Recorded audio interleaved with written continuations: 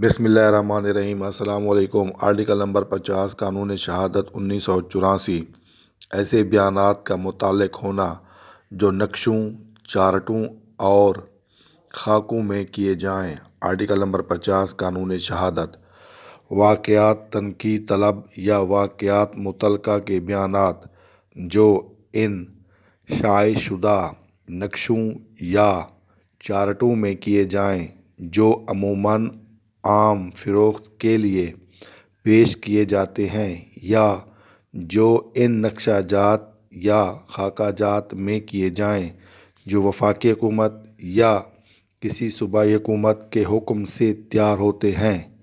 ان امور کی نسبت جو معمولاً مذکورہ نقشوں، چارٹوں یا خاکوں میں ظاہر یا بیان کیے جاتے ہیں، خود واقعات متعلقہ ہیں۔ واقعہ تنقید طلب کے معنی ایسا کوئی امر جس میں چھان بین، سوال جواب یا تحقیق کی ضرورت ہو۔ واقعہ متعلقہ کے معنی ہر وہ واقعہ جس کے اثبات یا تردید سے واقف تنقیح کے اثبات یا تردید پر اثر پڑے۔ اثبات کے معنی ثابت کرنا، اقرار کرنا۔ تردید کے معنی رد کرنا، توڑ دینا، کاٹ دینا۔ واقف کے معنی جاننا۔ امور کے معنی بہت سی باتیں، بہت سے کام، بہت سے احکام۔ شائع کے معنی ظاہر کرنا، عام کرنا، پھیلا ہوا، چھپا ہوا، چھاپ کر، مشتہر کرنا یا کیا ہوا۔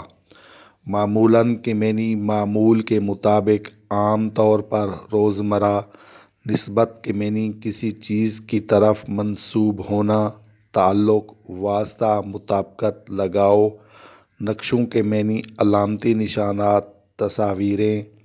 خاکوں کے معنی خط و خال وغیرہ کی نقل جو اصل سے مشابہ ہو یا ملتا جلتا۔